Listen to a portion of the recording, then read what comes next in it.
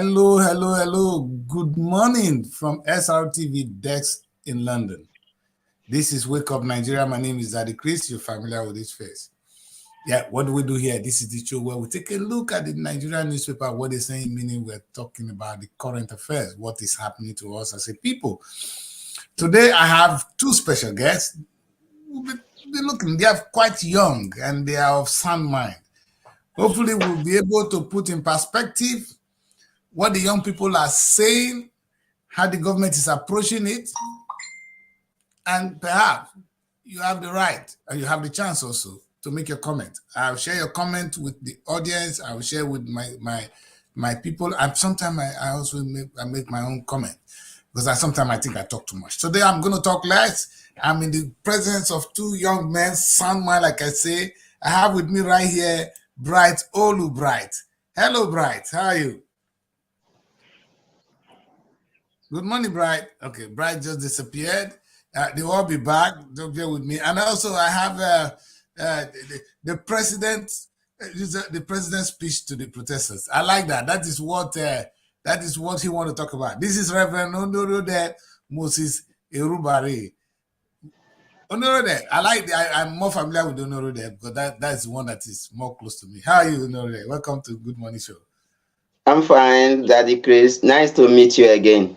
Yes, I always forget that. I always miss this Onorode. Where has he been? No, that we need to do more of this show together. So how are you? How is Delta State? Where exactly are you now, Onorode? So we know where you're joining us from. Well, right now I'm in Senegal. Wow. I travel to Senegal right now. Yeah, in Senegal. All right. All right. Onorode is in Senegal, but the love for Nigeria has not disappeared.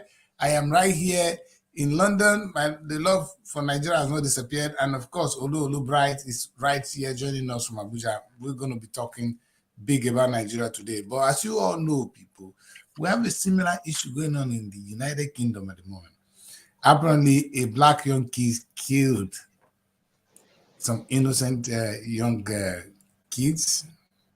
Sad. And for some, obviously, people are aggrieved. And now there's an attack on us black people.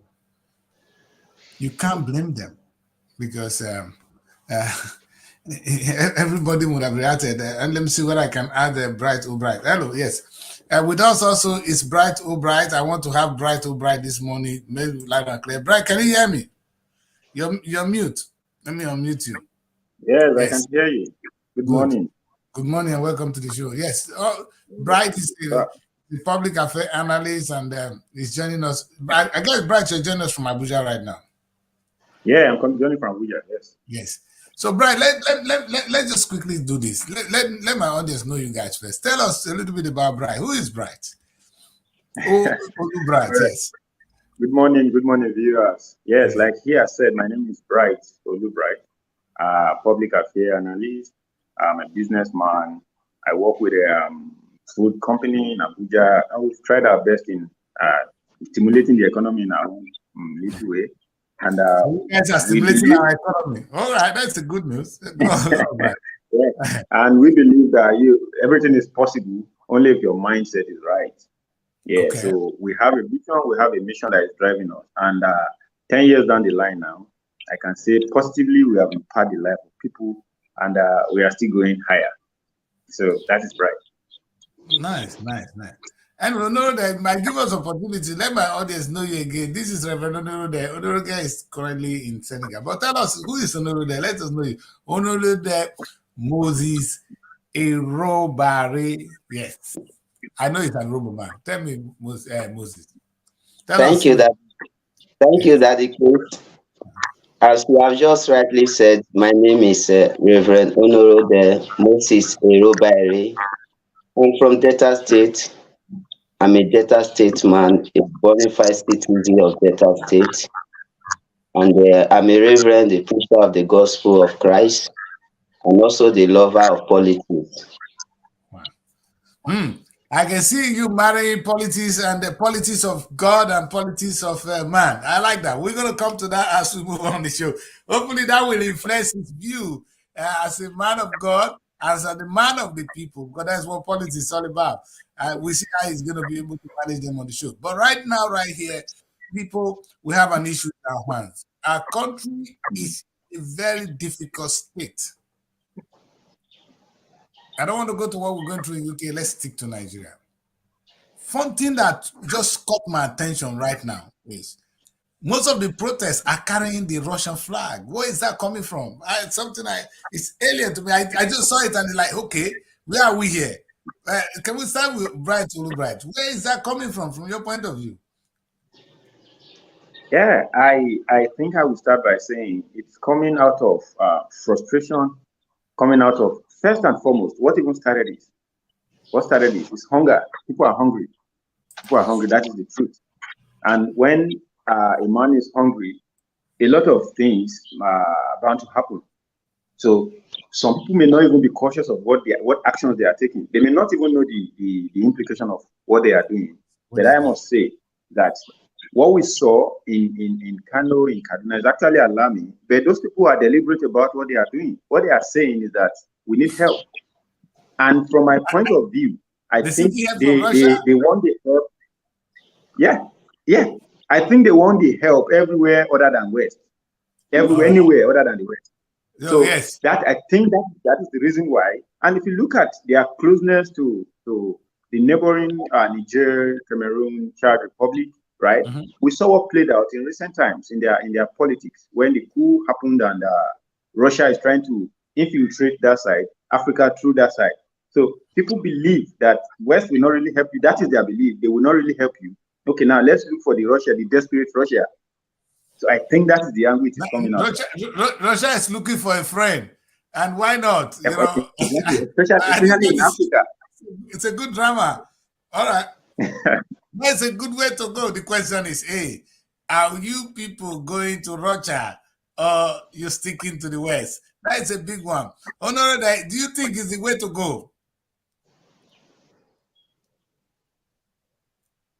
Moses, can you hear me? Yeah. You heard the beautiful analysis that most people are, in fact, mostly from the northern part of the country, that they find it, they don't have faith in the West. Let's be sincere. They don't have faith in the West. So they kind of moving on to Russia. And I really didn't understand all that happened in Niger, but I know that Russia will indirectly support Niger in order for what is going on. So the question is that a way to go for us in Nigeria? Well, issue of carrying Russia flag, when someone is hungry, he will look for any means for survival. And when someone is powerless, he will look for who to come and rescue him. Yes. Or the situation is passing through. So I believe that those group of protesters that flag up the Russia flag, I believe that indirectly they are telling Russia that we need your help in this country. And I think if we don't have confidence on Nigeria security to protect us, if we don't have confidence on the government to actually look to our aid and what we are pleading for or protesting for, then we have to call the nearby communities to come and at least intervene on our behalf. Yeah, but they didn't call on the West, they call on Russia. That is the thing I want to say. Yes, calling on the West, there is a parable that they say the bird of the same feather fly together. And you say that the West are flying with them. Oh my God! All right. Anyway, that brings Bright. All right, I really want to put this to you now. Let's be unemotional. All right, in this in international politics or in terms of foreign policy, which way would you propose for Nigeria, Russia or the West at this difficult time? Where do we go? Sorry, I didn't get that line. Please just Yes. take it again. Now, my network is actually. If you are the president of Nigeria and you're pushing towards foreign affairs, who would be your best friend? Would you be leaning towards Russia or you'll be leaning towards the West at this time? We're going to be emotional. Yeah. Okay. I think if I am the president, what I will do first to start with is to try to make myself an influence to reckon with. Okay. Influence to the point that whoever I want to lean towards will see me as a value. If I want to lean towards the East, they will not see me as being desperate or being in need of something. Whichever time I come to you, you will see me as somebody that have something to offer. Then you will be ready to sit at the table with me. Yes. If I decide to go to the West, America, for example, US, for example, will never see me as a desperate, hungry, poverty-stricken African nation. Yes. Right? So now, for me, if you ask me, like you just asked, I don't even see any of them as the angel. Let's be very frank. Okay. I don't see any of them. But now, they are pursuing different agendas. Russia, America, they are all fighting to become the world power. Now, is actually the way forward? No. They are only trying to be in control of African resources in Africa. We all know there are so much resources in Africa, but the problem we have as a people is that we are not ready for this discussion yet. But then they know what is here. That's why you see them coming in. So if you ask me again, like you said, but if you want me to be very straightforward, like the situation we are currently in Nigeria, I would prefer to lean towards the West, right? Because the agenda that the East is pursuing, they want to overtake power from the West. The West is already in power. They are trying to fight to maintain power. So I think I would rather join somebody who is already in power, trying to control it, rather than join somebody who is fighting to overthrow power and not take it. To me, the advantage in joining West, to me, is much more than if because Russia is actually very desperate. Whatever you bring it to the table, they want to offer. But the moment they are able to hold on to that world power, there will be problems.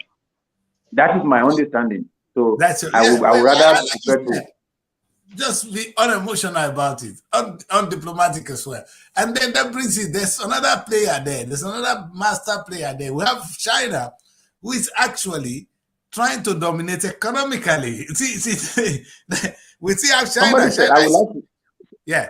Someone said that the world thinks China is the next world power, except the Chinese man himself. If you want to become the world power, you have to open your culture to people. You have to open your culture, your tradition, your way of doing things. You can't confine yourself. To me personally, right, I don't see China as the next world power. I don't even see them in the game. Fine, they are trying to, We have Chinese schools now. People are speaking Chinese now in Nigeria. In fact, soon we're going to have China phone. And you say that they are opening up, they're building institutions. I'm sure soon we'll start teaching Chinese in our schools. I'm very sure it's going to be introduced. Okay, soon. Now, if for example, part of what I am saying is that if you buy any product from China, for example, there's this sense of association with that product. If I tell you that this phone is from China and I said this phone is from America, there's a different perception about this product. So there's this association. Although it's becoming a perception thing now, because even the iPhone which I carry today is actually assembled in China. In China, assembled in China, but not made in China. Assembled in China. Because the difference. Why are they going to China? You see, made in California, assembled in China. Yes. So you understand what I'm saying? So what I mean by they have not opened their culture, their way of doing things to people, right? Is that there are so many, they are colonization. There are so many things that is not, you can't. TikTok, for example, there are a lot of problems, and these are actually practically ways of life for people in the world today. Social media is still restricted to so many. There are things you can do in London where you are, in Abuja where I am now, that you cannot try. You can't do it. in China, and that is your way of life. That is my way of life. So somebody like me or you, who you would think will stay under the control of Chinese as a nation, the rest of the world will stand against them. By the time the people may not understand what it's going to be like, because you are seeing, okay, they offer loans, they offer, to build roads, build all of these, and all in, just to make themselves look like saints or something. But I know that if China, for example, take over the world power today, there'll be a lot of problems. That's my view, actually. So I don't even see them in that game at all, because I believe billions of people hold the same perspective as I hold. I hope you understand what I'm saying, sir. Well, I hear you. And in fact, when it comes to the most important thing about, for me as a human being, is my liberty. Yeah, my ability, my freedom, my ability to do things as I want it. And I think the West guarantees it a little bit more than every one of them. Truth be told. Yes, the West are not saints. Let's hear from Onoro there. Onoro there, are you pro-China? Should we be speaking Chinese in our schools now? Should we? Because they're building. And whatever they are doing is actually working for them. So are you pro-China? This issue, I won't say I'm pro-China, and I won't say I'm China, or what I have to, the little I have to contribute on this issue is China is really working hard. They are working hard, honestly. When you look to the rate of how Russia are doing things and how China are doing things, China is more pronounced. It's more pronounced. They are working hard all the time to make sure that each of these region and each of these countries, they make an impact. So by so doing that, one day it can happen. We may just look at it as they can't make it, but following what they are doing today, and most of the countries who are seeking for fund to run the administration or to run the government of their country, most of them cry to them for fund, for borrowing of funds in different ways or the other to survive in different countries. So indirectly, China is making an impact. Honestly, they are making an impact. I think I hear what you're saying. The question before us is, okay, I am hungry. I'm coming to your aid. That is one big problem. Now, the question is, are we ready to trade our freedom for food? Well, the question is, if you love me, why not give me food? That is the question I'll ask the West. If you so love me, why not feed me? You understand? Because the situation we're going through in Africa, where the West actually they give our government some stupid loans, a loan they know they cannot pay. You understand? And impoverish the whole nation. That's irresponsible lending on my part. And China will be more than happy to continue along that way. But since we are already children or wives to the West, one would have expected them to do us a little bit more help, more favor at this difficult time. Nigeria is in this difficult stage. We're here to hear them saying exactly, well, we don't even know their position at the moment. Are they supporting the Tinubu's government? Are they not? In fact, when things go wrong, fella says something, and that's my concern. Say when teacher teach something and student make mistake, teacher must talk so. But you go not they tell us so. But that's what the West are not. That's my only issue with them. Otherwise, I think they are still the big brother. We want to stick to them because when you are here, some people call freedom. There's call liberty. You have it all in the United Kingdom. The opportunities are open, and it's a two different society if you come to the West. And I'm sure that is the same ideology they're trying to sell to us. And in the course of our deciding the next destiny, I'm sure young people like you will be telling us we had to go. But let us go back home. Nigeria, the protest. Young men, young people are out there saying something for the first time. You know, I experienced this, you know, in the year 2020, during the NSAS protest. I used the word, I said it was a wonderful time to be alive. To see for the first time, young Nigerians came out and say, enough is enough. They call it end SARS, but the truth, it was end to bad governance. This time, they call it end Archie, but the truth is they're asking for end to bad governance. This is a big time. I'm so privileged to be alive. But how do we take advantage of this? Are you guys in support of this protest? Because what they're saying, I know there are different people who take it different ways. Like we see the North now, they've turned pro-West, pro-Russia.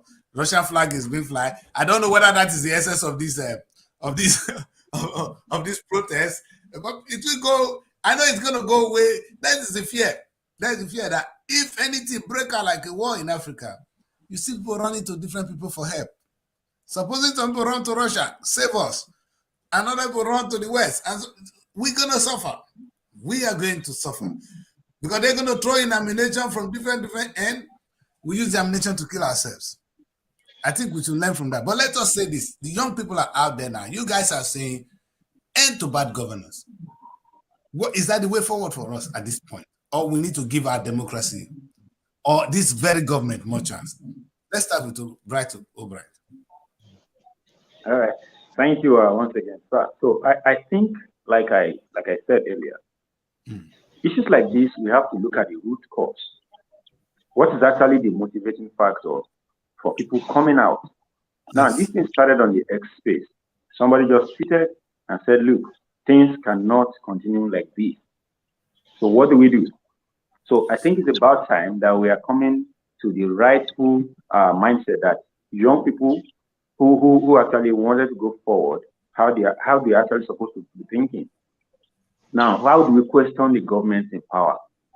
We're all alive from 2015 when the APC government came in. And honestly, truth be told, I have nothing against APC government. I have nothing against any of them. I have no allies whatsoever, friendship whatsoever with any other political party. So whatever I'm going to say is not for or against any political party. I'm just saying.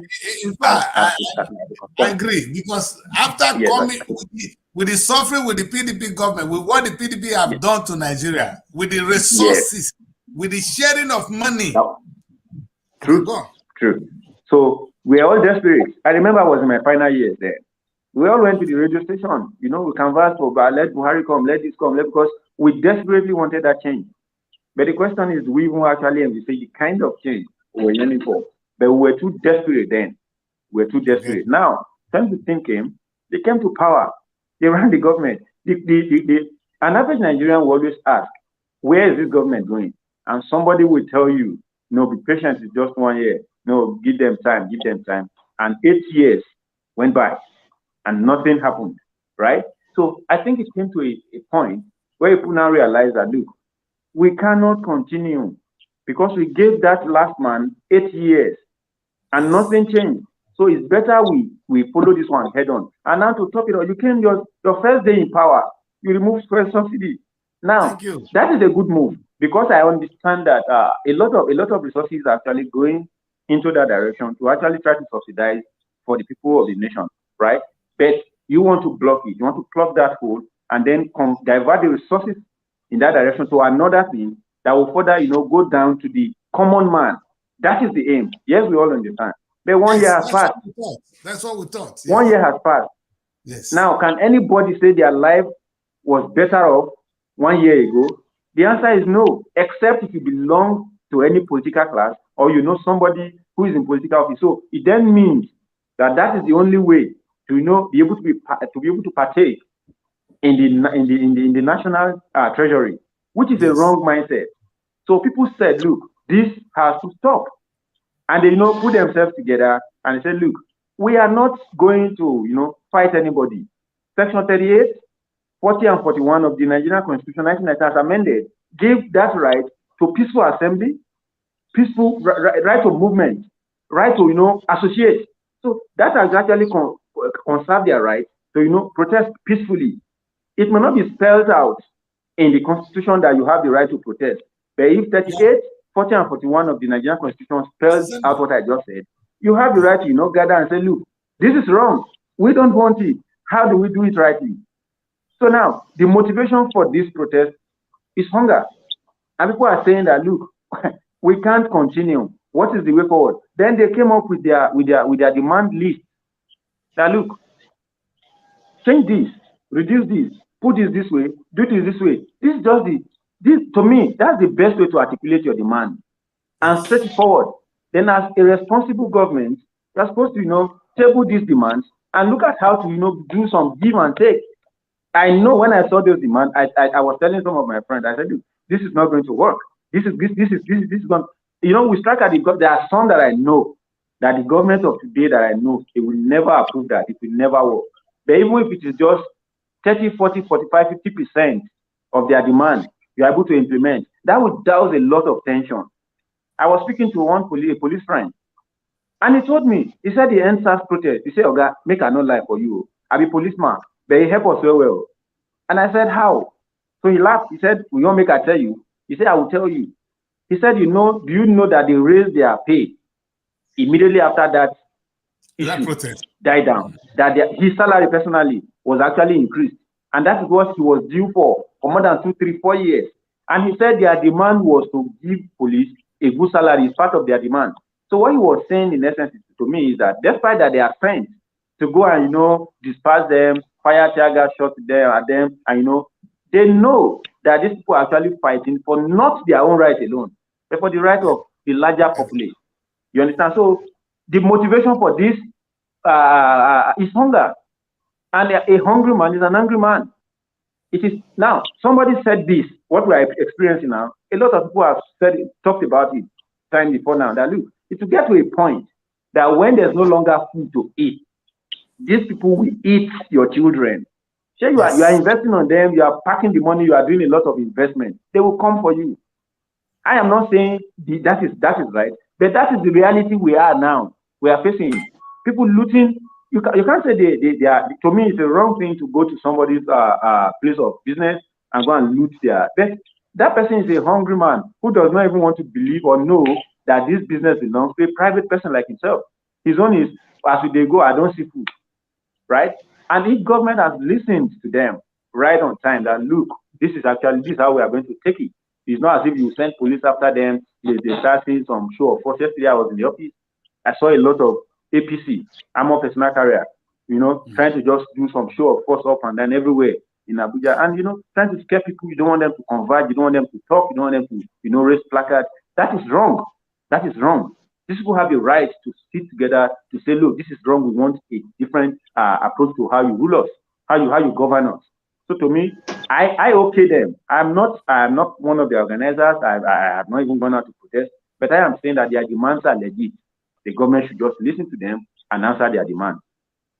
And that is a very good way to put this whole thing. You understand? Because I cannot agree with you more. Now, the truth is, we'll come back to the West. This is the very word of J.F. Kennedy. He said that he that refuses a peaceful revolution makes a violent one inevitable. And that is the fear. Now, Labour came out, this same government, APC, I need to be going to say, I'm 1 year in office. You came to power the first year, and that is the question that is coming to know that. You came to power, the first thing you did, no subsidy. Fine. If there's no subsidy, the money, meaning we are going to be saving a lot of money. Right? So if we are earning a lot of money now, which the government is not earning more money, where is the money? Where is it used for? And perhaps that's the question I want to know there. Are you satisfied with the way the subsidy money has been used? Are you aware? Because I want this to be open here. Maybe two of you can talk about it immediately. Are you all aware of what Tinubu said he has used his subsidy money for to date? Because this is the day you came to office, you said no more subsidy, meaning a chunk of money is not coming to the country. Where is it?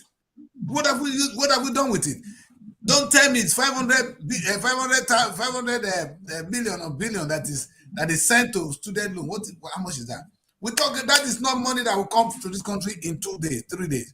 The question is, where is the oil subsidy? Honorable, do you know? Have you heard from the president talking about this oil subsidy? The proceed of it. Thank you, Daddy Chris.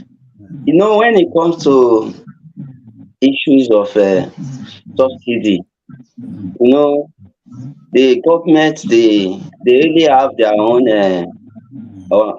way of looting us, and that is true, because we all know in the country that the subsidy being removed, the money generated a day is 400 billion naira. We all know in Nigeria a day.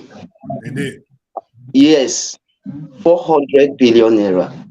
Now, this money and the same government that are receiving 400 billion from subsidy will still come and say there is no money in Nigeria. Just to tell you that they are not ready to work. They are ready. They are there to loot the fund of the people to their pockets. That exactly. Yes. Let me put this in perspective, and I want to help you. I will let you finish. Now, the government has taken the subsidies, all right, out.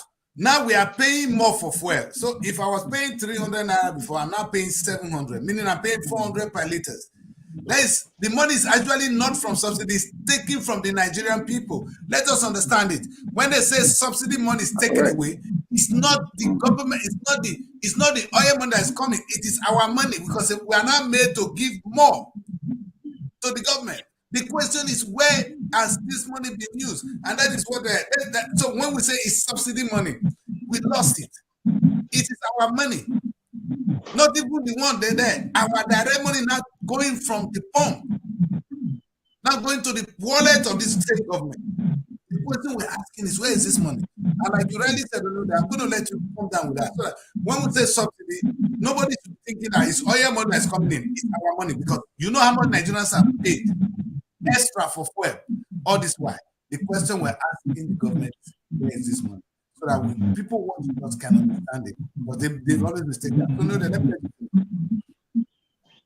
like what I'm rightly saying, when you are saying about the management of fund, our money, as you have said, the Nigeria money, you see, they can't really give account of what they are using the money to do, because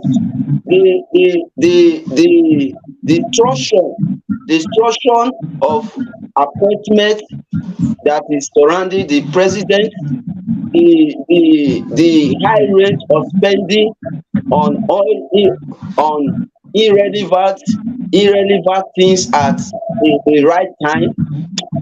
These things, they are really helping the government to vandalize our money, and they are not in a better position to manage it.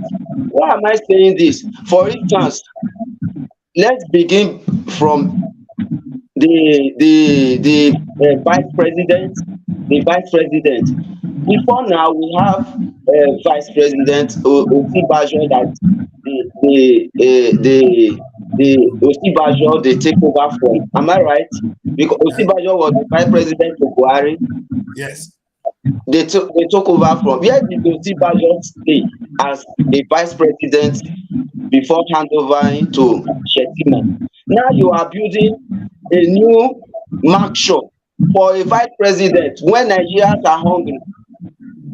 You have the constitution said 38 ministers to be appointed. You appointed 48, even more. Those ministers, they are receiving no less than ₦1 million every month. Every month. You're joking. No, excluding, I'm coming, sir, excluding allowances, their salary.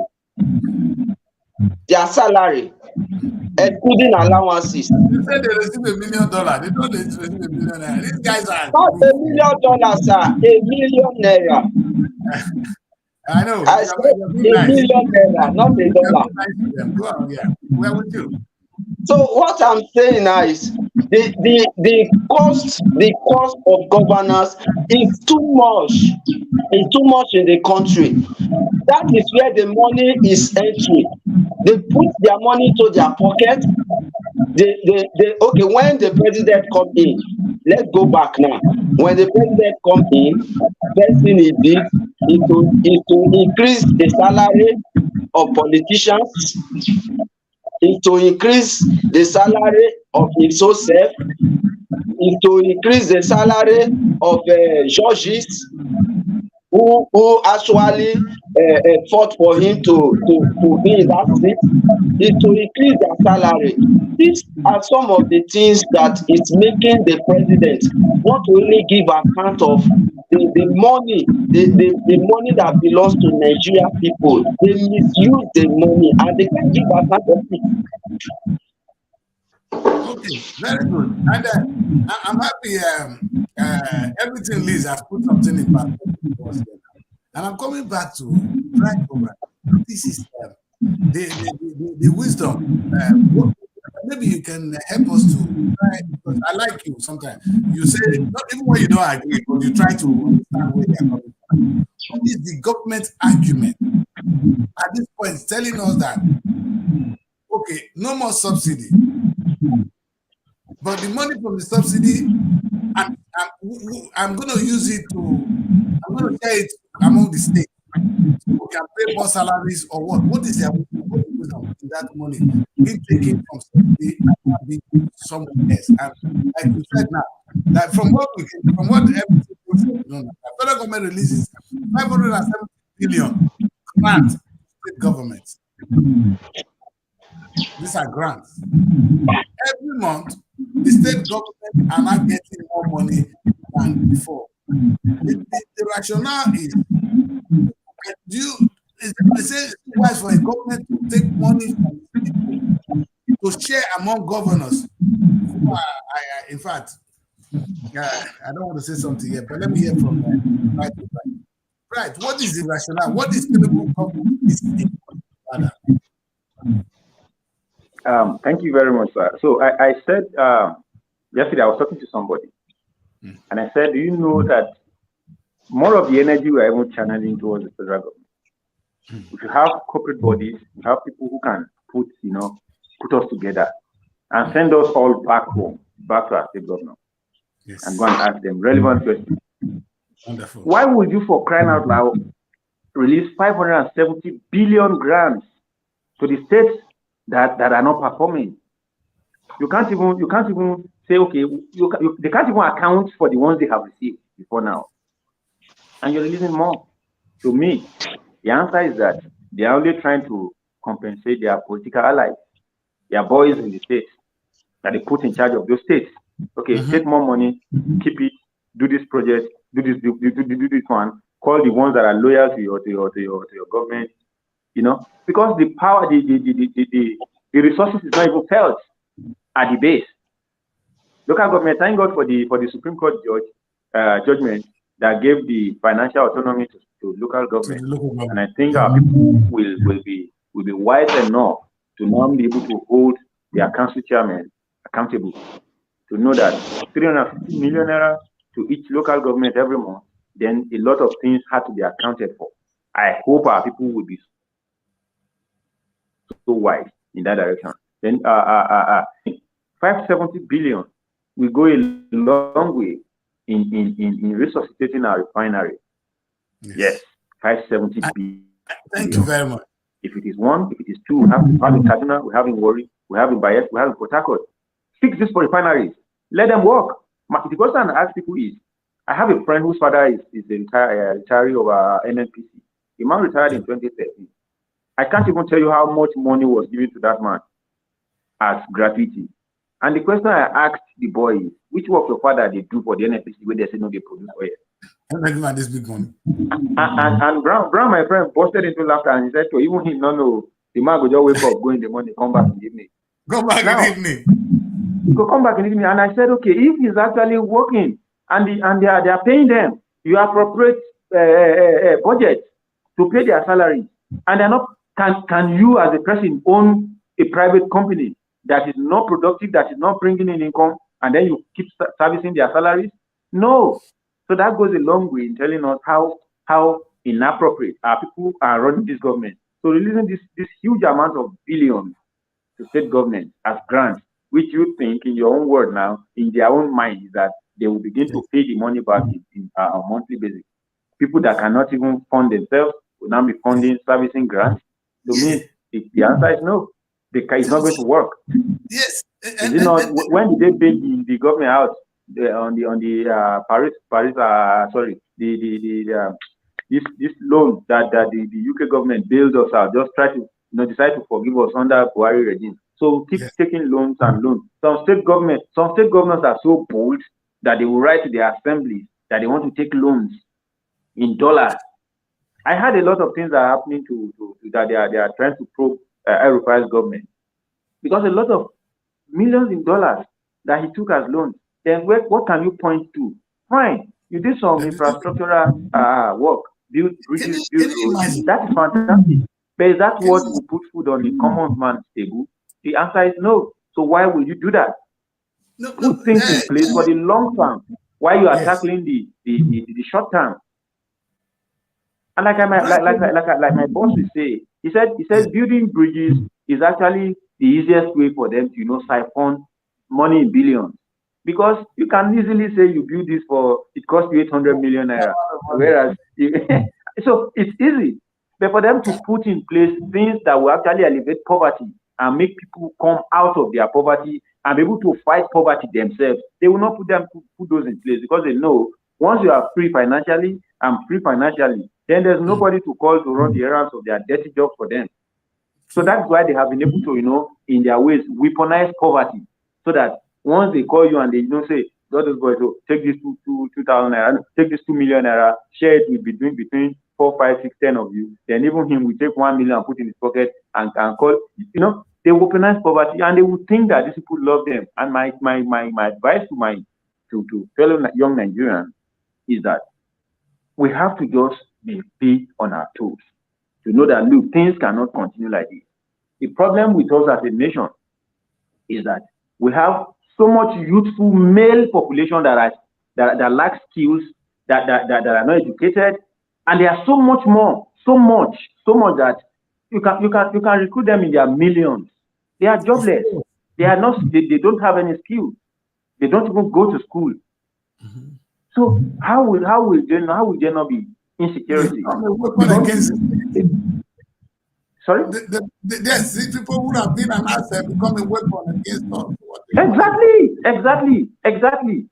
So, and somebody said that every man tempts the devil. Sorry, devil tempts every man, but an idle hand is tempting the devil. Definitely, you are the one inviting the devil to come. Exactly. If you are the enemy, devil will look for job for you. Yes. So we are saying that we are fighting insecurity, and I said, look, I don't see us winning this battle in any recent time. And it's not as if I'm a prophet of doom. No. Yes. The question is, the point is, I'm just trying to be a realist, looking at what is on ground. If you travel Abuja Kaduna Road, you will understand what I am saying. If you travel Abuja, Jos, Bauchi, Gombe to Yola. Okay, the network, it was stable. Don't even try it. I'm listening to Bright, and I'm sure the nation is listening. Now, Bright is actually is trying to help us, maybe the government up, help us to analyze what this government has put on. You take this money, which sometimes it's oil money, it's subsidy money. In other words, when you take that money from the subsidy, you're not giving more. So meaning we're paying more. So it's our money. That's fine. So Tinubu takes money from us. And now you share 500 billion of our money to state governors. The question is, what are they supposed to do? To pay salaries? So I need to, there are some things that are beyond my understanding. I didn't want to understand the rationale. And for Tinubu to treat young people Tinubu as enemies, that they are on the street and they're trying to justify what is.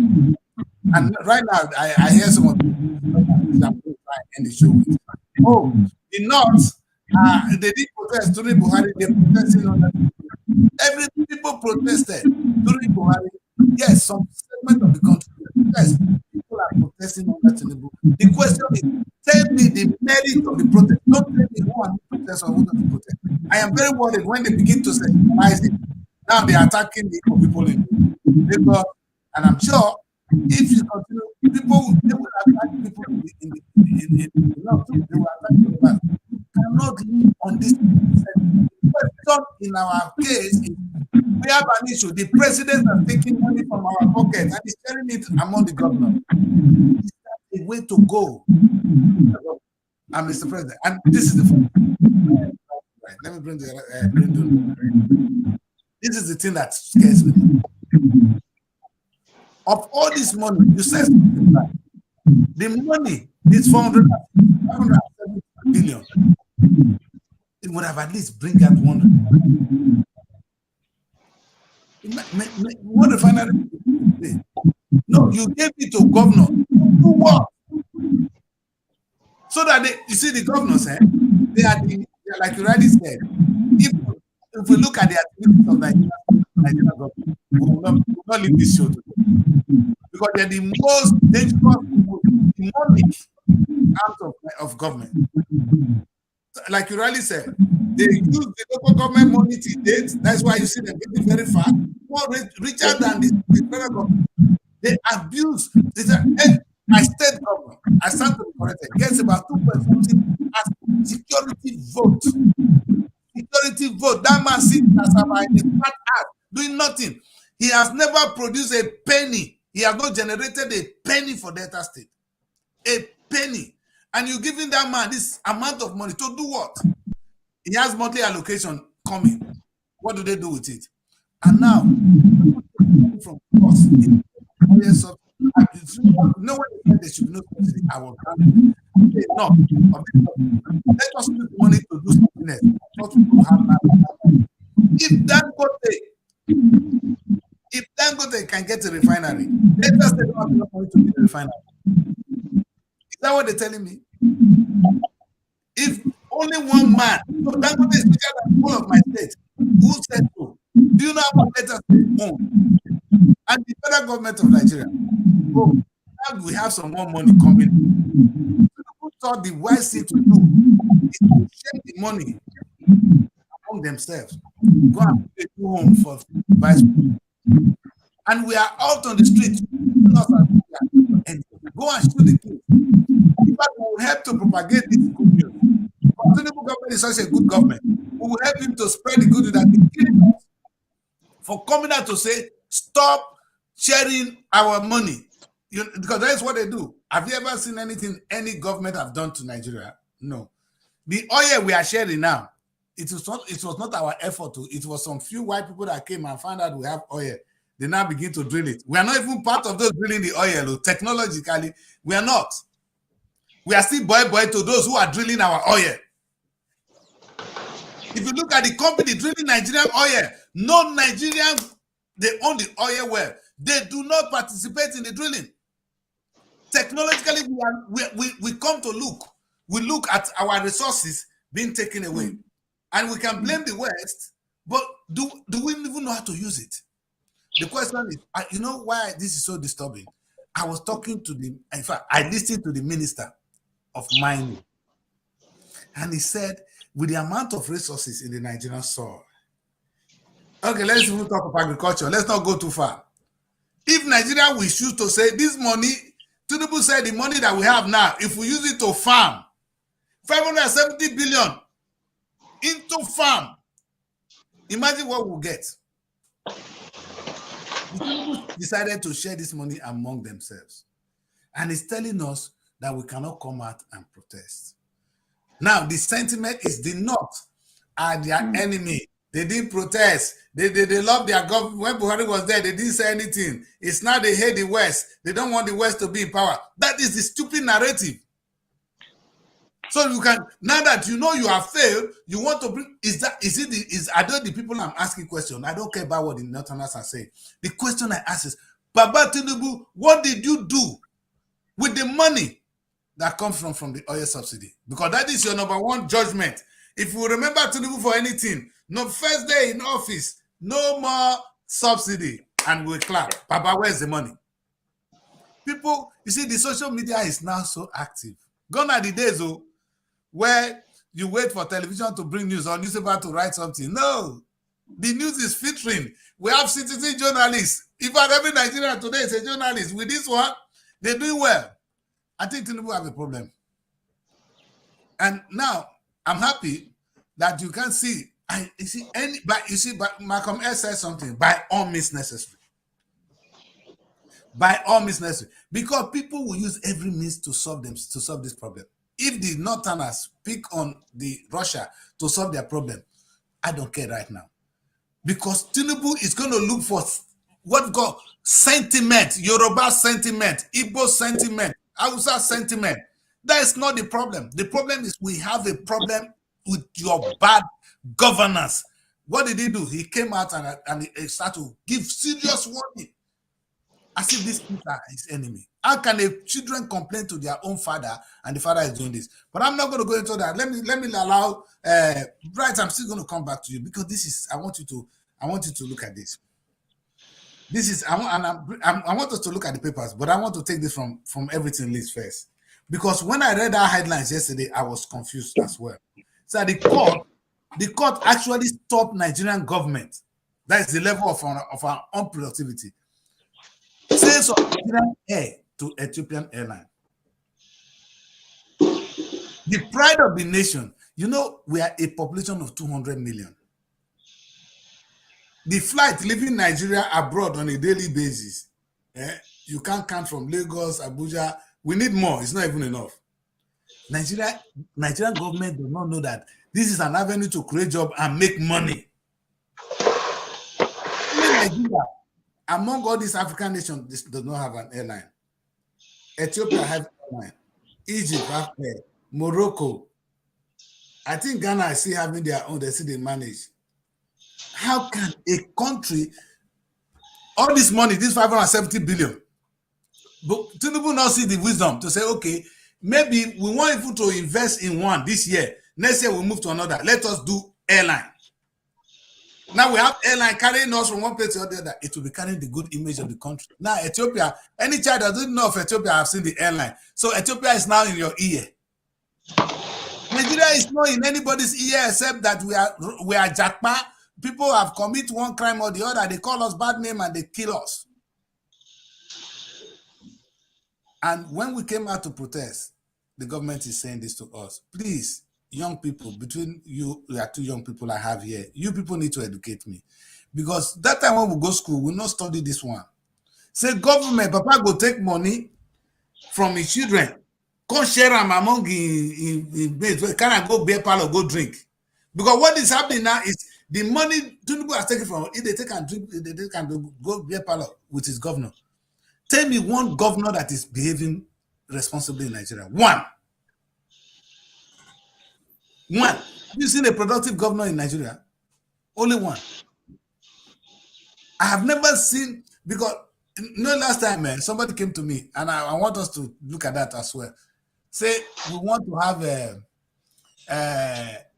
we want to restructure the country. We want to restructure the country. I said, really? Yeah. So where do you want to go? He said, we need to go back to the former this. I said, I beg, brother.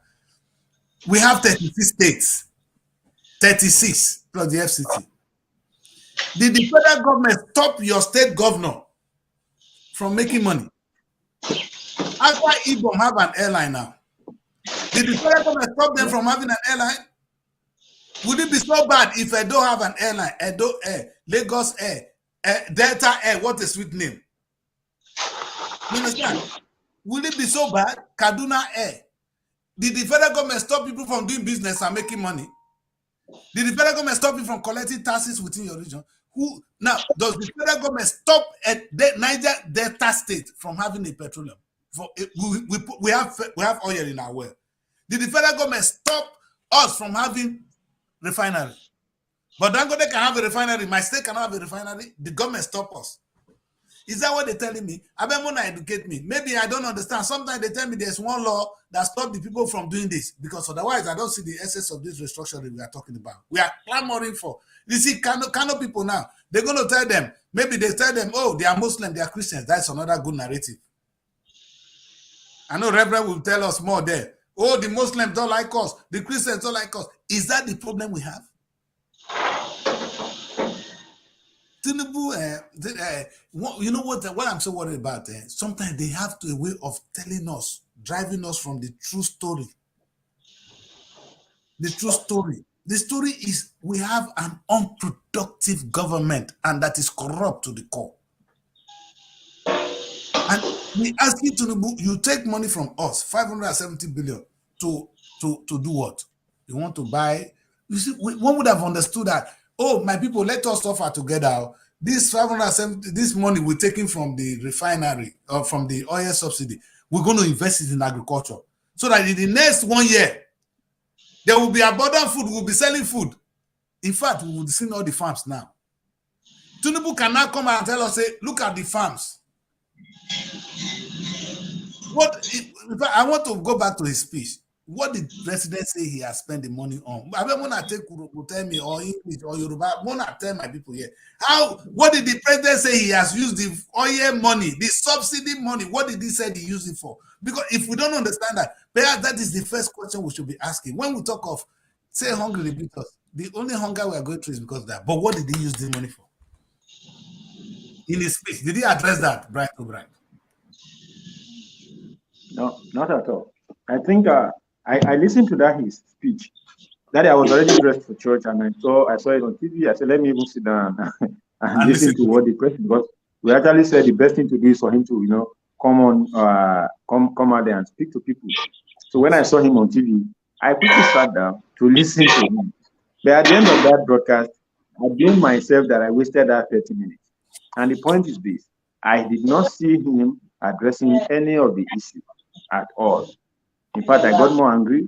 I said I would have just gone to church. Now, there are key issues that are raised. As a president, as a father of the nation, I think the same thing to do, the right thing to do, is to look, what are the concerns? You list them out. Okay, look, to be told, we may not be able to reverse the subsidy policy. We may not be able to reverse the subsidy policy, but look at the things in place. You are speaking about CNG conversion stations, converting vehicles to CNG. How many has the government converted that has worked? How many service stations do we even have in Nigeria today? What is even the guarantee that how do I even take my vehicle there to go and change, to go and convert? Do I even have the resources? Are you sure I have the resources? Because our problem holistically now stems from the removal of the fuel subsidy. Yes. Because it is tied to a lot of things. The woman in the market who bought a basket of tomato for 40,000, for example, and she has to transport it with 20,000 from Benue to Maraba in Nasarawa State, close to Abuja. The total cost of that goods is now 70,000. Then will you blame the woman if she puts interest of 30% or 20% on it to now sell the whole thing for 90,000, 100,000? No, you cannot blame her, because she's into business. And that is spiral down the line. Now, the woman who owns a restaurant that came to buy from her, and she knows how much it cost her to transport this thing back to her own restaurant. She knows how much she bought her gas per kg. She knows what it cost her to buy all of the seasoning and all of those things, and then make the food. And then you force the woman for increasing her per plate from 700 to 2,000. Will you blame her? No, you cannot blame her. Now, what did she buy and she sell? So now the hunger, the food trickles down. It trickles down. So now they are now saying, look, reverse this subsidy policy, and then the economy will at least regain some balance. Because, like you asked, what have they used that money for? I will answer you, sir. They have stolen it. That is the answer. Oh my God. They have stolen it. Yes. That's not the sincere answer. Except you want to beat around the bush and try to model up things. But if we are to say the sincere truth, they've stolen the money. And that is where they believe that before the government came into power, before they do the swearing in, I was having the discussion. And then I mentioned about 5, 6 people that I'm very certain will be in this government. And when the list came out, people in my office said, "Now, how did you know?" I said, "Didn't you know that this government is meant to compensate the people that did the political runnings for them?" I said, and I know when he was governor in Lagos State, these are the folks that ran the government with him. And you think this time around, anything will change? The Dele Alake will not be in government, the Wale Eduns will not be in government. You think the Femi Gbajabiamila will not run the government, George Akume? I said, I know all of these people. Now, back to what you asked about his speech. I think to me, with total respect to Mr. President, I think it's a beautiful nonsense. I'm sorry for my choice of words, but I don't know what you have to tell me. Beautiful nonsense. There's nothing too serious. There's nothing too comforting that people can actually say, okay, Asin don't talk to us now. Let's go and calm down. And that's why you see the opera yesterday in Abuja. People came out again in Kano because they actually believe that, okay, after the speech, we are hopeless. Let's call on Russia to come and help us. That's why you see the flags. Honestly, because prior to that Sunday, there was protest on Thursday, there was protest on Friday, on Saturday, right? Sunday, I don't really see any update about protest, maybe because of church. Then maybe people were waiting for his broadcast. Then why Monday? Why are people now flying and hosting the flags of Russia on Monday? To me, it's due to that speech on Sunday. That beautiful nonsense. Because people now say, okay, if president has now come out and expressed himself in this manner, it means that we are hopeless. Because this person will believe that, okay, when he comes out, he will say, look, okay, we've heard your cry. Look, okay, the subsidy policy will be reviewed. And in 1 month time, you see what we'll do. Right? Okay, from now, 700, we'll take care of 40% of it. Then people will now look, okay, there's some support. People are earning 50, 60, 70,000 as salary, right? But they use more than 40, 50% of that money for transport. Then will you blame them if they are not productive at work? No, you cannot blame them. Can they go to work? How can they work? You cannot blame them because they're only working to pay the transport guy. The transport guy is running up and down to pay the filling station guy. The filling station guy is running up and down to carry the money and go and give to them at the port. So who is running the port? It's the government. What are we saying? You see the irony. The government is saying that I take subsidy. No, actually, you take it like you analyze. The money goes back and it comes back to government. Government is saying no. It comes back to them. Money from us. It comes back to them because they are forcing the citizens to pay more to them. Now you increase the tax rate. People are paying more. People are paying more. Why will people not deny CIT? Why will people not file for loss? Because I looked at it. If I will pay my corporate income tax, 30% of what I declare my profit at the end of the year, and then there are basic things that I'm supposed to have as privilege. Security, for example, road, water, electricity, and they are not there. And you think next year I will not file I will file bankruptcy. I will tell you I'm no longer in business.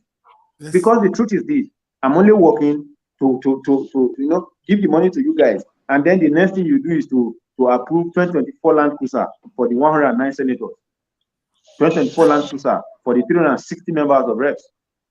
And each of those cars, each of that Jeep costs nothing less than 400 million. Do the mathematics, my dear sir. My guy, so the truth is this, they have that money now to run around whatever I'm saying cut stock sales of Nigeria here. I think, look, this country is a big joke. This country is a big joke. So you mean Ethiopia to have airlines and be that successful in running it, and Nigeria, who claims to be the giant of Africa, we are joking. Honestly, we are joking. I've already known from time before now that government is a bad business people. Government does not do any business successfully, and that is why there's provision for the public-private partnership, the PPP. Public-private partnership. There are businesses that government cannot sit down and run, but you can charge an agency who you say, okay, this is how you are going to run it. These are the modalities, and this is how you are going to be paying us interest, and this is how you are going to do your Dangote today now. It's a big name, a very big name.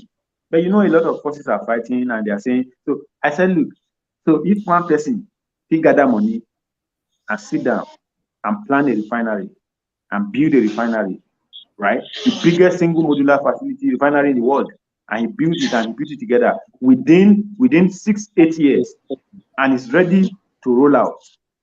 Then the government who's running the country where this man is making this billions in dollars could not build a single refinery.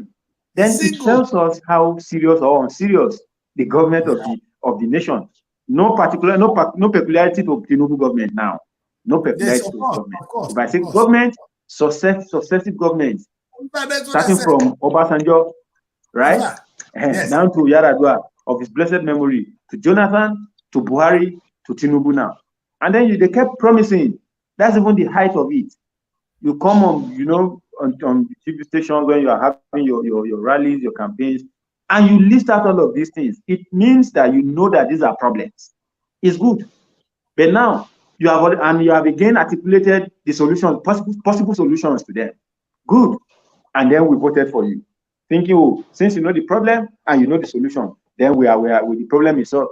Then only for you to get to power and start giving us excuses. And you know, when you look at this, and you have to do it this way. Those are lies. The money is there. Those are lies.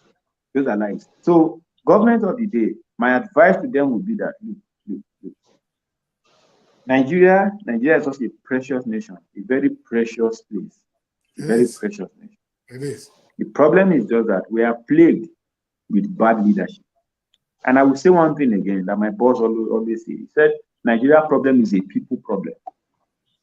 People problem in the sense that no single leader in this country today is an expatriate. They are all Nigerians, typical Nigerians. They grew up like you and I in this country. Some of them may be privileged, right? Maybe they were born with silver spoon, and maybe they have the opportunity than some of us, right? But we are all Nigerians. We all grew up here. They are not Americans. They are not Asians, right? They are not Japanese. We are all Nigerians. So if they rose from amongst us and they rose to power and they are like this, the problem now is that it's the mindset of the people. So we need people who will come on board this time with a different mindset that, look, things must work. The truth is, the moment you get to power, you have everything to yourself at ease. That's the problem. That's the problem. So when they get everything at ease, they forget that there are people that are hungry. There are people that have sleepless nights. There are people that are dying because they could not afford common hospital bills. When you get to FMC, Paramedical Center in Jabi, close to my place here, you understand the level of poverty. Each time I go there, and you see people begging, trying to just get money to pay medical bills. They are not even begging for money to eat. They are begging for money to just take care of some medication. These are people, these are senior citizens. Some of them are retired army officers, retired soldiers, retired police. There is nothing to fall back on. The moment you retire, you are on your own. You can't even pay medical bills. You can't buy simple pills to maintain your health. You can't eat healthy.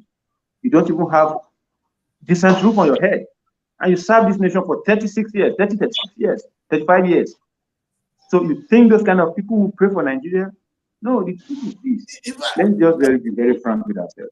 We have to sit down and come back to the drawing table. That look, things are not going on the way it's supposed to go. How do we go on from here? Put all the wrongs, articulate them. We have to be more productive than we are consuming. We consume what we don't produce. We consume what we don't produce. We don't even produce anything. So no nation can survive under that kind of system. You have to sit down and say, look, even if we are not self-sufficient to the point of export, let's even drive the agenda of self-sufficiency. That we still import billions food. of billions. We import food. Yes.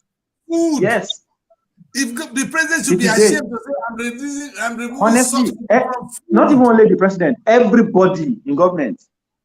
The Minister of Agri, he was on TV 2 days ago, and I was watching him. And look, I know much about Agri very well, very, very well, right?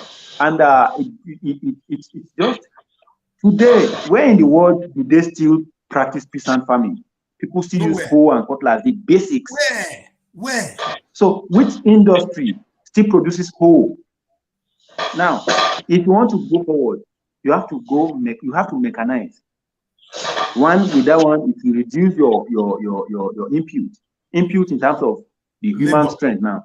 Yes. Manpower. Exactly. It gives you efficiency.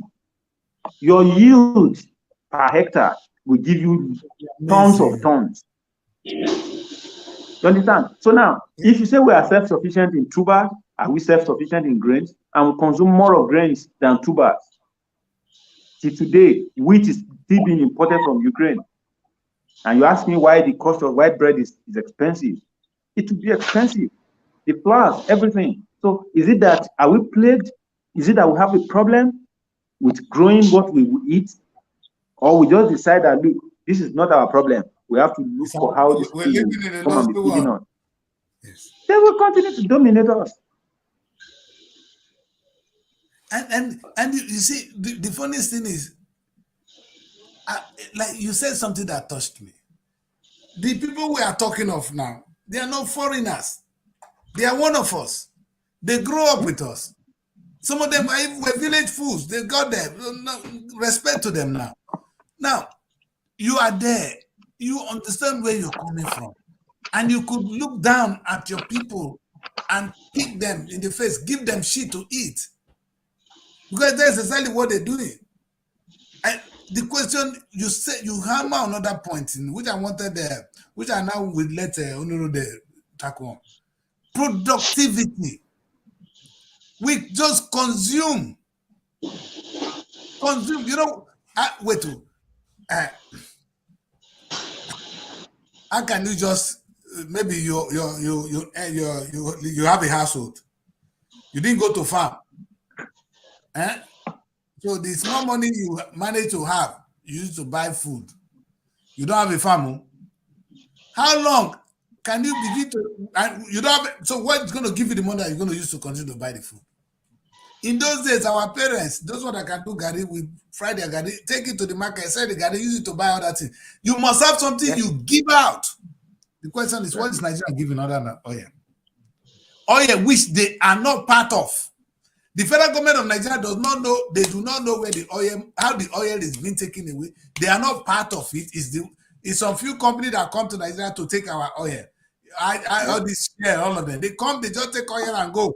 And the federal government only tell you, where's the money? We know you took so amount. They don't even know how many. They cannot talk the quantity of oil taken out of the country. Or they say, hey, give us our money. Do you know even how much that is being taken? Do you know, Mr. President? They don't. So you collect that money, and that is the money we are sharing now. This is why I like Sanusi. Sanusi, God will bless him. You know, I don't want him to be an emir. I wish he's a president. I don't care where you come from. Sanusi is an intelligent man. He said the money we have now is supposed to be seed money. You know what seed money? You plant seed. One corn, if you plant one corn, if you give you a tree. Plant one seed of mango, it become a tree. We don't plant. If Tinubu can invest this 500 and the amount of money, 570 billion today, imagine where it will be in another 6 months. Plant it on something. That is wisdom. That is how, in fact, when I read the Bible, I know many of us, Reverend both of you, I've heard you guys now, you go to church. Genesis 2, the Bible said, and before God has not even, we have not offended God though. He said, and God put man in the garden and said, till the land. Till, you must bring out the things in the land. That's why Adam, they begin to till the land. Nigerians are not tilling. We're waiting for other people to come and till our land and give us remains. And there is the government of Nigeria saying, if any government, anybody, state or federal can stand up and say, oh, we have made so amount of money since I became this. Other than oil money, you should change my name. Is that how you run a state? Is that how you run a country? Yeah, that is why we say the bad governance. I know people think it's only the corruption that is our problem. Yeah, corruption is one of them. But the truth is, we are not producing anything. We are not working. In fact, we just collect money and share. We collect oil money, which, mind you, do you know the people, oil companies in Nigeria? They are foreign oil companies. You understand? They come, they drill the soil, take the oil, the crude, and they go. We couldn't even refine it. We couldn't even tell them that they must refine it there. They take it away. They come and sell the fuel to us, and that is the subsidy we are removing. That's what we are fighting. Can you imagine our fate as a people? We are in trouble. We're in trouble. Honorable, for those of you, should we cry to God here? Is there any portion in the Bible that can help us to address this problem? I have to go there. We have to go spiritual now. Because if it is, Bible says, if it is so hard, you go call God. Is there any way now? Is there any way we can go to now? Is there any way we can call on God? How do we go about this? The solution: go to church or go to mosque? Coming in, thank you, Daddy Chris. And I want to really appreciate my brother, Guy. You really emphasize on the situation of the country and how the government is being run. The truth of it is that we Nigerians, when somebody is giving a speech, we fail. We are failing in one aspect of looking deep into what the person is saying. Because why am I saying this? When let me take you guys back to when 2023 election is on ground and candidates were campaigning. You know, among of all these contestants from parties, it is only one man, Obi, that always say, I want to see Nigeria move from consumption to production. I want to see Nigeria move from consumption to production. And what that tells you, the president we have today, the president of INEC, Judiciary, and APC we have today, is the president that tell you that Emiloko, and we are dancing and clapping when we were saying Emiloko, it is my turn. It is my turn, it is my time. Okay, your turn to do what? People refuse to answer. Your turn to do what?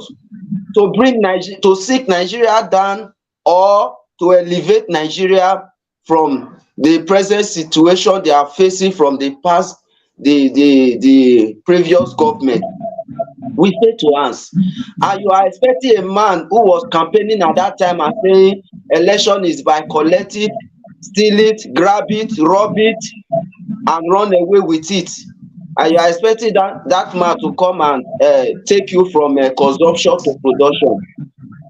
Daddy Chris, you just answer a word. We are going to seek the face of God in Nigeria situation. We do.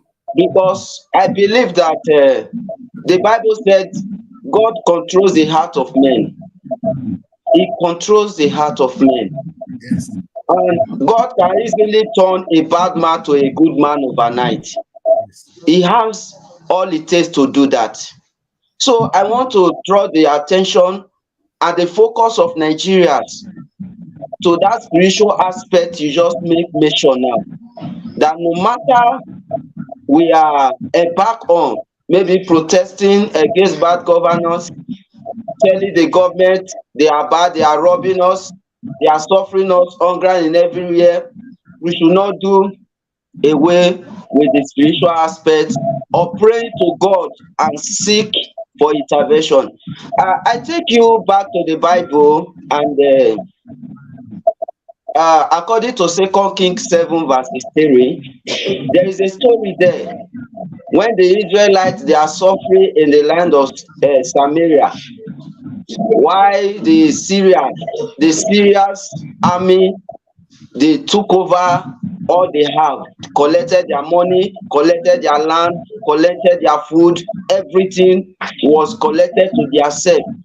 And the Israelites were really suffering at that time. They suffered for so many years. But finally, God elevated them. God elevated them through rejected men.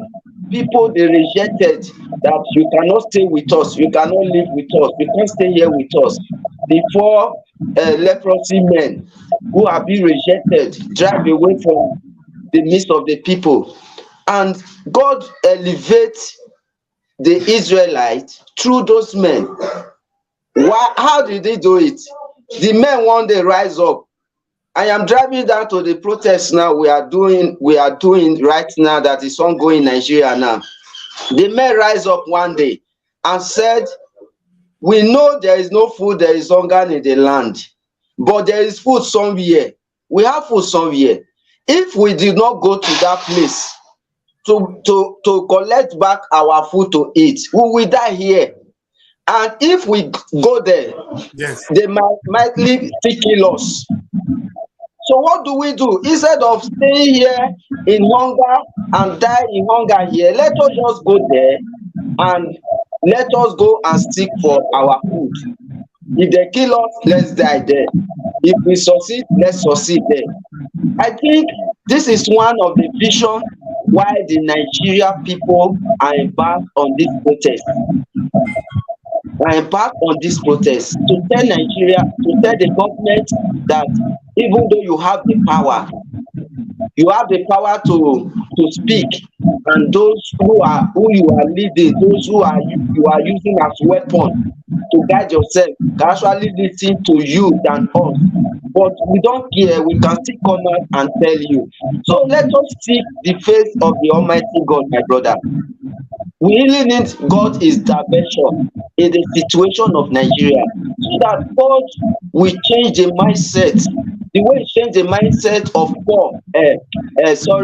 Saul, when Saul was on a mission to destroy the Christians, to catch up the believers, God changed the mindset of Saul along this way, and Saul became a good preacher of the gospel. A good preacher. So God can also change the mind of those who are evil to our society, to bring back the production that we need. Yes, Nigeria does not produce anything, and that is the major problem we are facing. No, we are not producing anything. No refinery that is working. Honestly, before refinery is done, you take our crude oil. There is a question I really want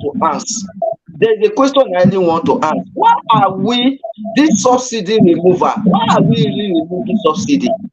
Is it that the crude oil we are taking to abroad to refine is a trade pattern?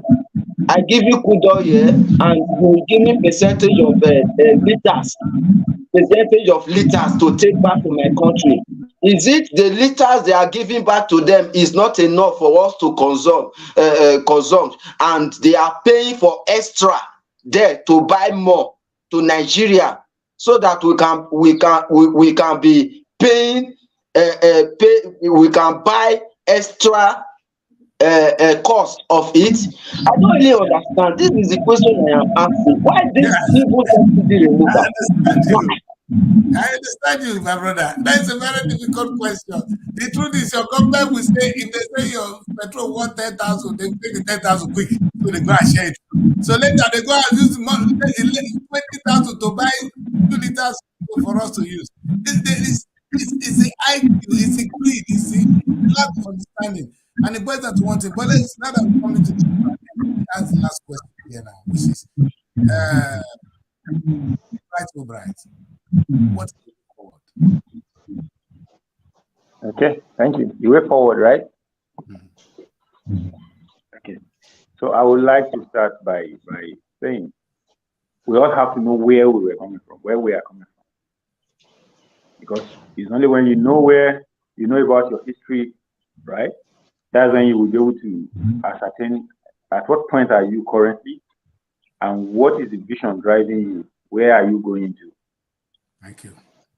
Today, I so much agree with you, man of God, that we have to go back to God and call on Him.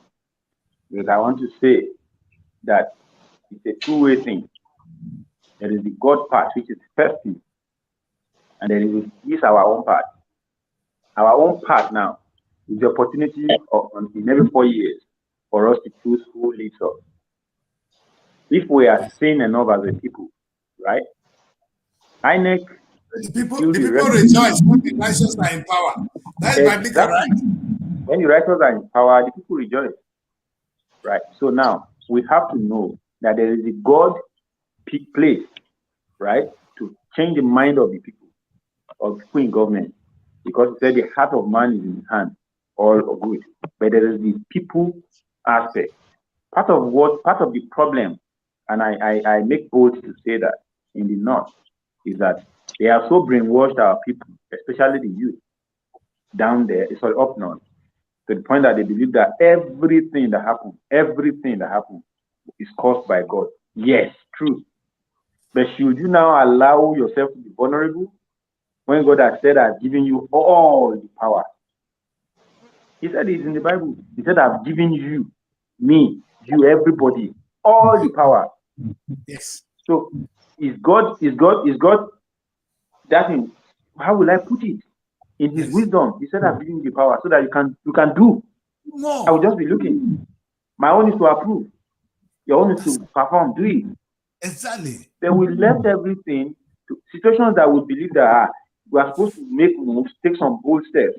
We believe now God will do them, and God will do them. That is part of our problem. So now, coming back to the question of what is the way forward? The way forward now, from the government side, I will say, government needs to know that there is no nation today in the world that does not subsidize for 1, 2, or 3 things for their people. UK, for example, a lot of subsidize so many things. America, for example, you go to the malls to buy your things you want to buy, right? There are so much items that are subsidized already that you're not paying the true price of that thing. Government has paid part of it. Your own is to pay the final part and pick the item to yourself and go home. So if Nigeria as a nation, the only thing is subsidized is PMS, a petroleum product, and that trickles down to all the it trickles down the economy. It goes down to the woman in the market, to the man in the farm, to the person going on the journey, to the person traveling, to the businessman, to the people in the mall. It goes down, and then you withhold that. Say, no, you are not going to no longer subsidize. Now, to me, any sane nation who does that, right? Any government who does that, and you are saying by now, the price of the pump price of fuel should have crashed, and you know how it's supposed to happen. The money you withheld from them, from subsidizing PMS for them, you plow it back into building refineries and resuscitating the ones that are existing. Then you will no longer need dollar to trade for that fuel. So everything will be traded in naira. Then whatever you are now able to export, you are not expecting to import finished product again. You are collecting that one and putting your foreign reserve. Then your currency will have value. The essence of devaluation is this: you don't have enough foreign currency. Okay, the network is just about to disappoint us, but I think Bright have said it all. Now, it boils down to one important thing, people, which is the management. Can you hear me now? Yes, where would you? Okay, so if you have working refineries that you trade in naira basically with, right, and people you are able to serve your local consumption in terms of PMS, in terms of LPG, in terms of kerosene and all of those other byproducts, then the crude you are now exporting, you are selling, you are getting foreign currency, you put in your foreign reserve. Then there's enough money in your foreign reserve, then the value of dollar will dramatically come down. Kuwait, for example, they have the strongest currency in the world. The truth about them is they have more dollar in their economy than the Kuwait dinar. They have more dollar. So yes. people will even take dollar to the Yes. market to go and buy Kuwait dinar. That's it. And that is why they are the strongest in the world. The currency, Kuwait dinar is the strongest currency in the world. Because they don't even need to print Kuwait dinar. They have it. Because what they are selling, the money that America is paying them, that other countries are paying them, right? They are not using that money to buy products for their people. No. All they are trading, right? All what they need to survive as a nation is made within their community, within their country, inside their country. Thank you. So they have more money in their foreign reserve than they have even in their own currency in their economy. And that is why you cannot joke with dinar. So the same thing. And it's not as if these people don't know. They know it. The government, they know. If somebody like me, like you, like the many of us, who is not even privy to so much information as they are, Exactly. they know it. How much more? So they know more than we do. So it's just the wickedness of the heart. So the solution, right? Government must know that this subsidy thing is affecting the people. Now, what is the emergency solution, the short-term solution, while we keep the long-term solution in mind and we are working towards it? If you say you are going to have created a conversion site station to convert our engine from petrol to compressed natural gas CNG, and those are the long term. Those are the long term, right? What They are is not, immediate? you don't know the meaning of that. You want to build refinery, right? Those are long term. But today, what is the solution today to the common man that we should make this decree now? Today, price of food will crash. Government is saying that no price of rice should not exceed 40,000. You want to tell me the man who has stocked up his warehouse, cost of rice when he bought it was 75,000. Then you will not tell him to sell at loss? No, you are joking.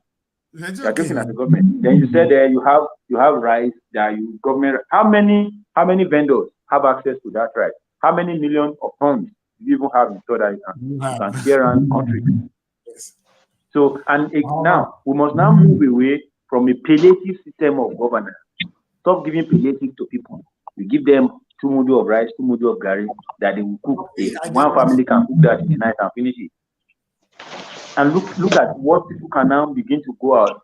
And like you said, the solution, we must be more productive than we are consuming. We must produce more than we consume. We have excess. There are food storage around the country. How many of those facilities are actually stocked up with food? None of them. I know quite a number of them. Almost every state have food, silo food storage. But none of them is stocked up with food. They are just empty sites. So we have to grow to the point that we have excess grain, we store up, right, in case of rainy days. Then keep farming, send people to school. Make education compulsory and free and compulsory education. Those are the agendas of our forefathers, their Wolowos, their Zikiwis. Those are the agendas, their Mosbili. Why deviate from those agendas? Why not pursue it?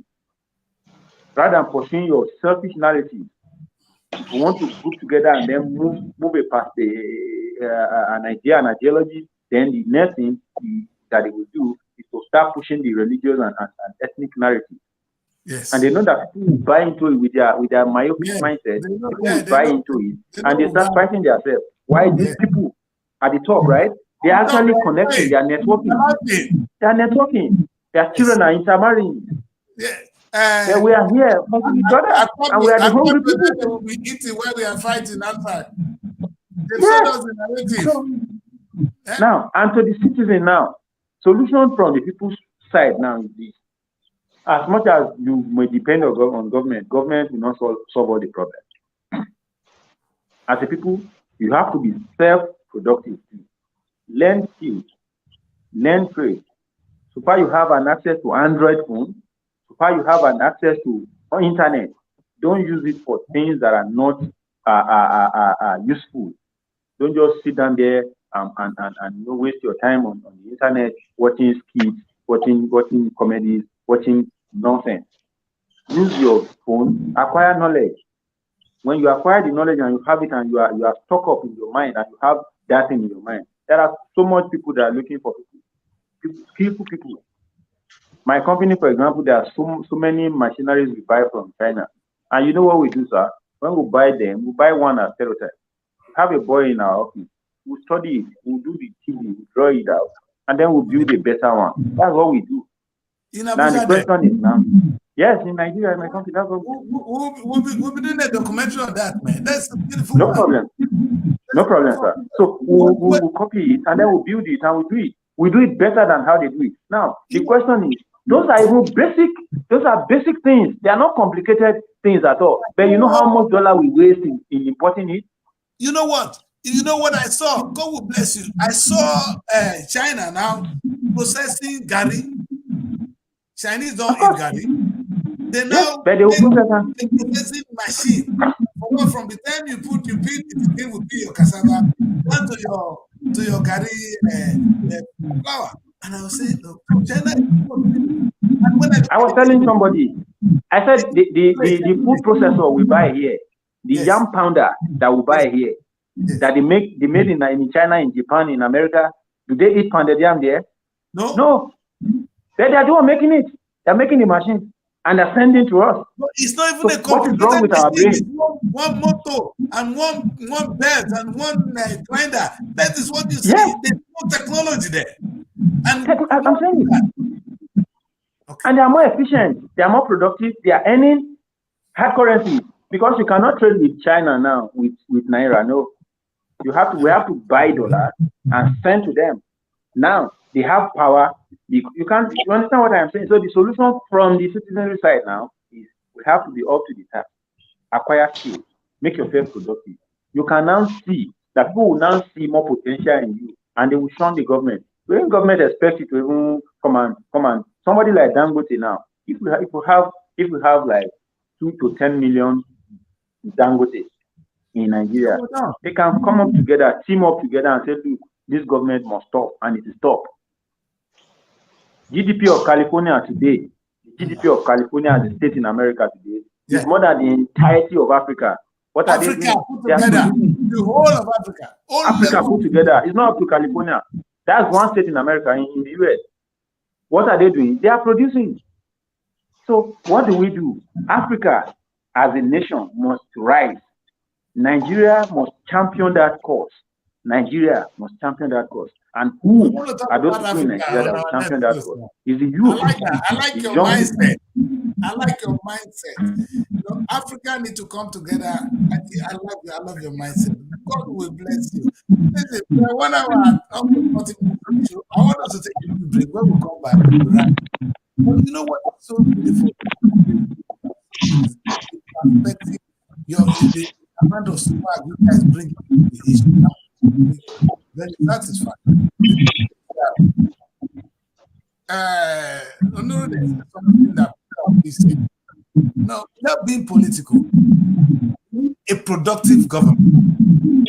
A productive government. You see, I try, and I feel even Nollywood. I said, if we're producing anything, then it's good. But Nollywood, you're not even controlling what it is.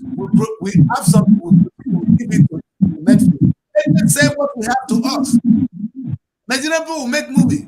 They give it to Netflix or Amazon. Amazon will sell our own product to us. That is our destiny. At least we are producing there. Let's give them credit for producing. But the other aspect, we don't produce anything. Now let's look at it. If I tell you how much Nigerians spend on education, then health. Imagine if that was all that bulk of money. You know how many of Nigerians that are abroad studying?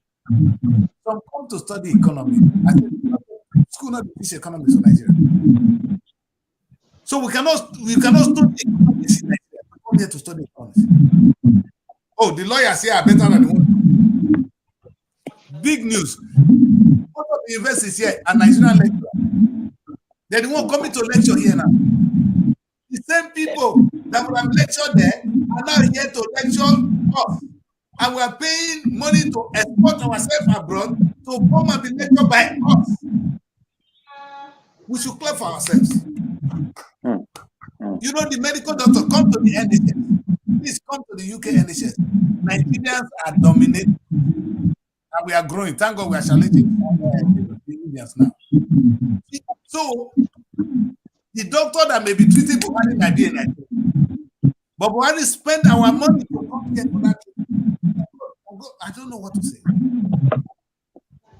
There is nothing we cannot do as a people. Like some of you guys rightly said it. God created man is in his image and likeness.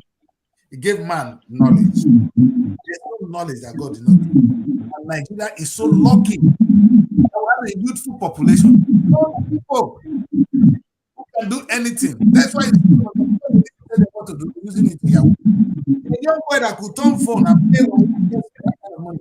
Don't you think I'm that energy to the right? The country would have been over.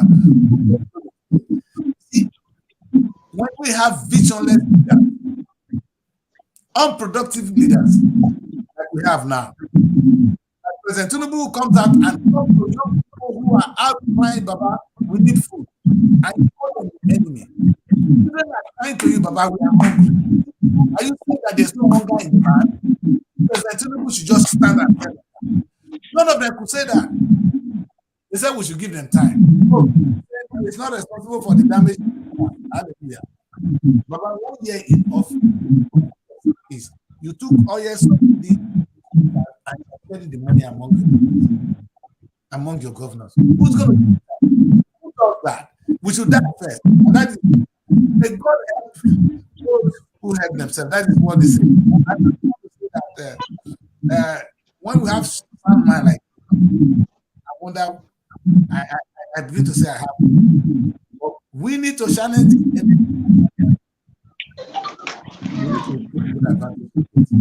I'm so privileged to sit down with you, and I'm seeing these ideas, like you rightly said, if people have this idea to move the nation forward, especially in the area of productivity. You mentioned something, right? When you talk about the education is key. A country will intentionally try to educate its people. When you do that, you know what you do? Abomination is the biggest abomination you can ever have. It's not born. And when you train your people to be of sound mind, you have resources. That is the best resources. But they will go and cultivate the land for you.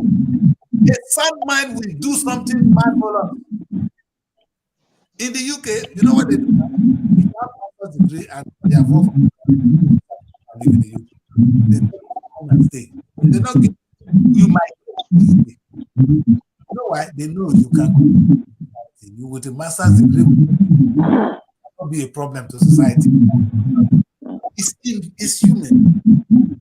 They think like that. But we think how to make our now we're you see, let me tell you this.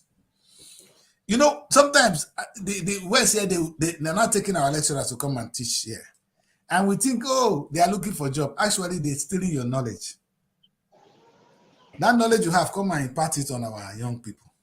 You understand? When we have it, when I was in secondary school, my sister is from so, then my chemistry. You see, if as at that time, 1982, 1983, my village that got somebody from India. Today, go and look at our schools. The little ones we have are going now. And Tinubu cannot see this. Tinubu can tell if Tinubu put him down and say, who were the people that taught him? The irony of it is they will be able to attract talent into the land. Today we are exporting our talent. Our talent are running away. If we are exporting them, they are running. The little ones we have, the country is going to be dry. This Jakpa you see now, is the brain in the country are going away. They are living up. Then what is going to be left? The genetic. Sorry.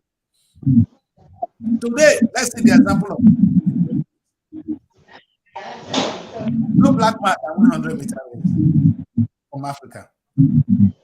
It's black man that will win it, but we don't come from Africa because we sold them.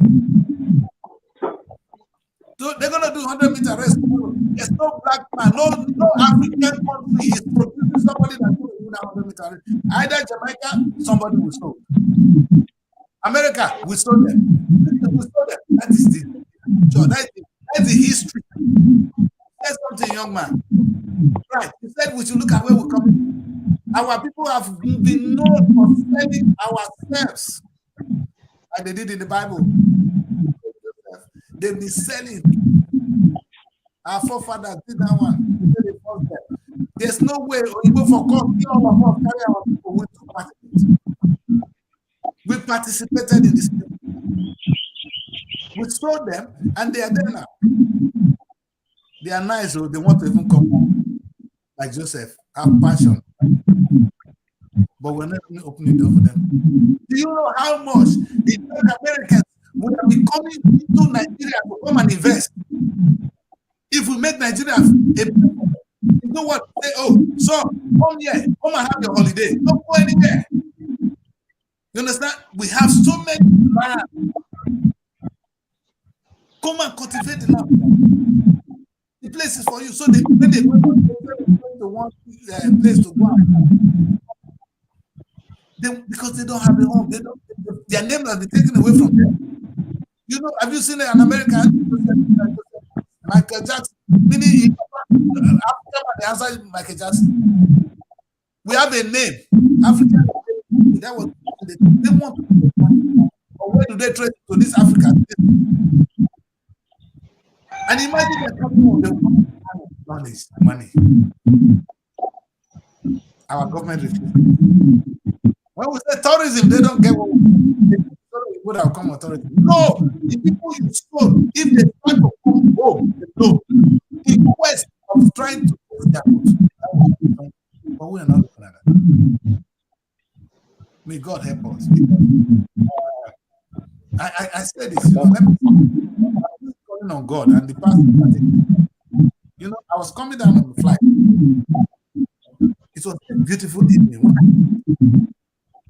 When I looked down, I saw this the sky. The sky now. I look at what man has created. You know, when I was singing, I would say we're singing to the firmament. That is what God has created. But look down. Look at what man has created. If a man has created, and man will continue to create, are we in the league of what God has asked us to do? Because if you listen to the Bible, God has rested.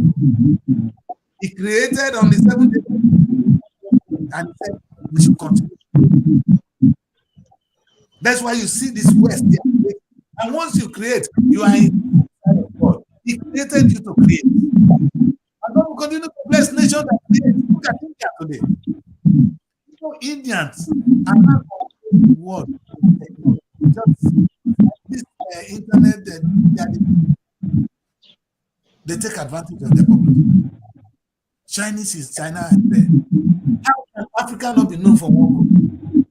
We get to change that narrative. You don't want to listen to people like Tinubu. They don't have to. They're going to go. All is on you guys. Actually pick up this. Tinubu fighting to be president. He's still trying to be president. He doesn't know the challenge we are facing. A true person that understands what we are will not be fighting today. The children, do you know where we are? I'm your father. We need to be doing this. To be talking. Not come out and say, I enough of this. Talking talk as if he's fighting to be. Are you trying? Come on.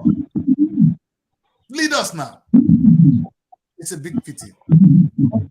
You know the hope? Two of you. And I'm going to send it to Nigerians. That the chances are there. Bright said something. 4 years decided who will rule you. See, there's an extent. Why would I want to force my after protest? Because it started now. 1 year in office, Labour don't strike how many times? ASU is waiting. No? Now children are on the streets. We don't know who will be next. Is that how to be a president? I don't want to be that kind of president.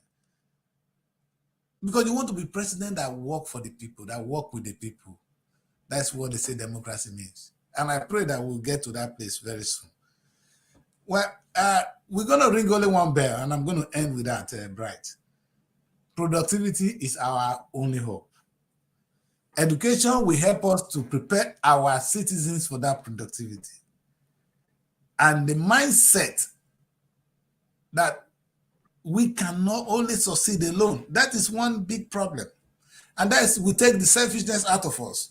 You know, the politicians are suffering like us. You know what? They think they have money. My governor have this, I'm sure if you see the fence in his compound, it will nearly high reach. I never see that kind of fence in Europe since I've been staying. Only when I get to Nigeria, I see these marvelous fences. You understand?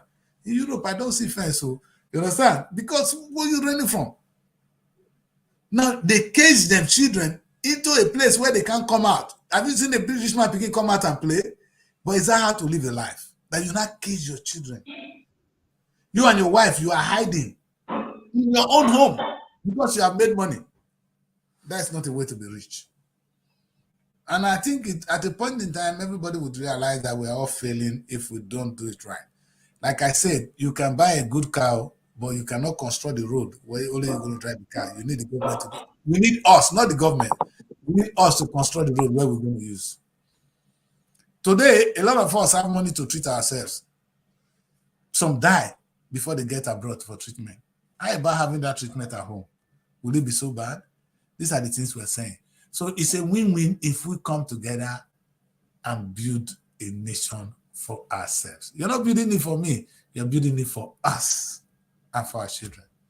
That's the right place to wrap the show. Thank you, Bright, for joining me. I want to have you again and again. And I'm going to have a discussion with you after this show. We need to be sitting down here and talking.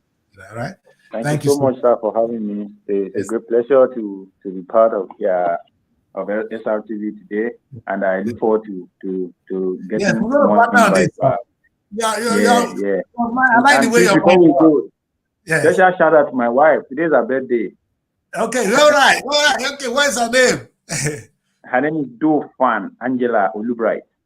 Okay, Dofan Angela. A happy birthday. Listen, we're going to get your picture. It's never too late. We're going to release your flyer today. Thank you very much for letting him join us. Happy birthday to you, woman. And you keep him proud as well. That's why we have him. And please continue. You know, the home, the best thing a man can ever have is a good wife.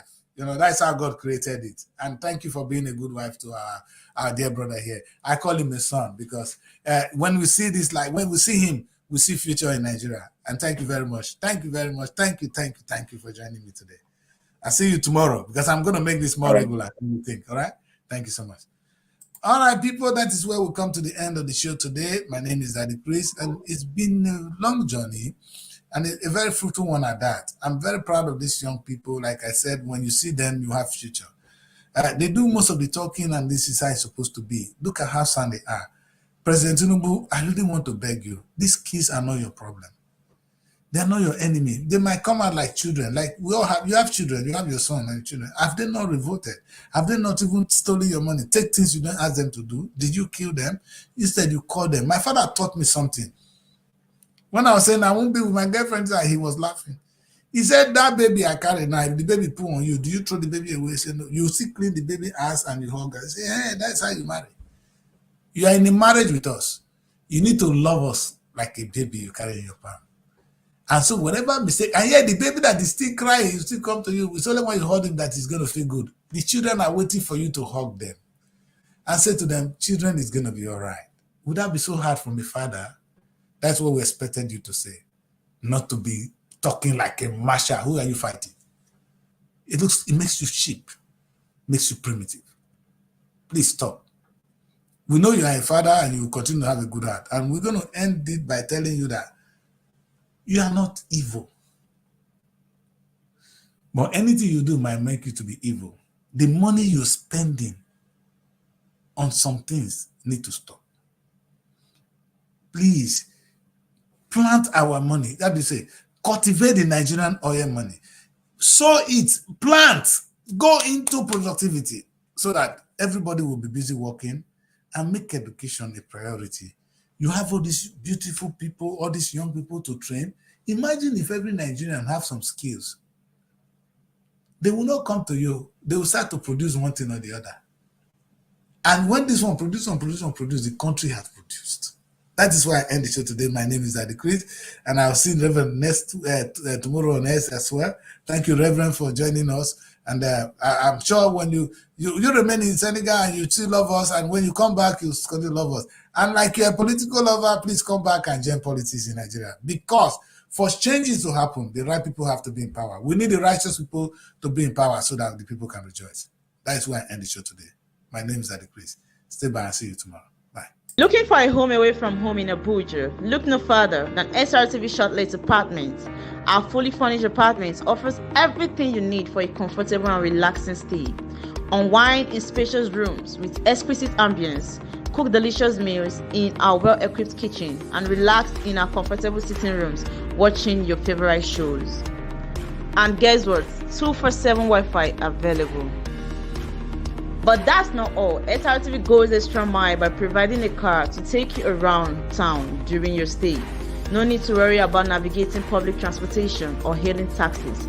Explore Abuja at your own pace. Book your SRTV Shortlet apartment today and experience the perfect blend of comfort and convenience.